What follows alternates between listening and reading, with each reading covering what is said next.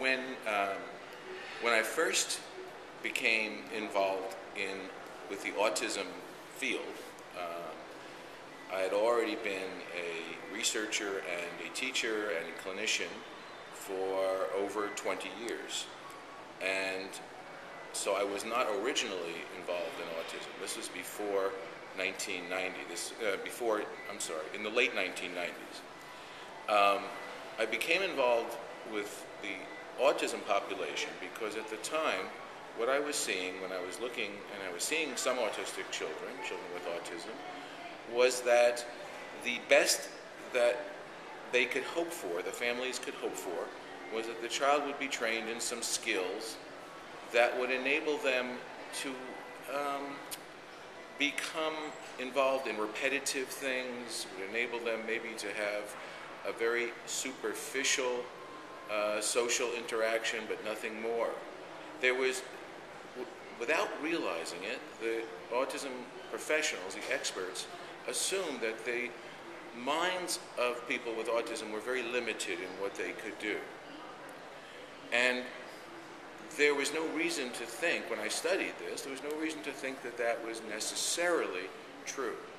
So one thing that concerned me and got me more involved was feeling that we needed to see what the capacity of people with autism could be, rather than just assume, without any reason to assume, that it was going to be so limited. The second thing that I became concerned about was that the families of these children, and often older children as well, were not having a role in guiding the children in their development. That the treatments that were starting to dominate, and still do in many ways, the field, were those that told the parents to step aside and brought in helpers to participate sometimes up to 40 or 50 hours per week with the child. And parents were basically being moved to the side and had no role. And my work has always been to promote the strength of the family, because I believe that when we can harness that strength, when we can use that strength, it can do amazing things. So those two things came together for me. One, I wanted to see what we could do in terms of developing the potential of these children. And two, I wanted to see what we could do to help the families to become the agent of change with our help, and to use the resources of the families to do this. So this was where RDI came from. And as of course I became more involved, I became more also emotionally invested in wanting to help these families, and I've met thousands and thousands of families. And they feel, initially they felt helpless. They felt like there was nothing they could do except maybe take the child to one place and then another and another, find somebody else, but themselves they had no role as parents. When you study how children develop their minds, their mental functioning, what we see is that before a child goes to school, their minds are really being developed through the interactions with their parents, grandparents, people that are close to the family. Now, this is happening not in necessarily a formal way. It's happening intuitively in the interactions, in the way that the parents guide their children to think in new ways, to encounter new things in their world, to expand their minds. And what we have learned now is that the brains of children are developing in this way. They're developing in a more integrated way. They're developing more flexibility through the interactions with the family members. All children are born with many capacities in the brain, but the highways, if you will, the networks of the brain are not yet developed. Those develop through the interactions with the family.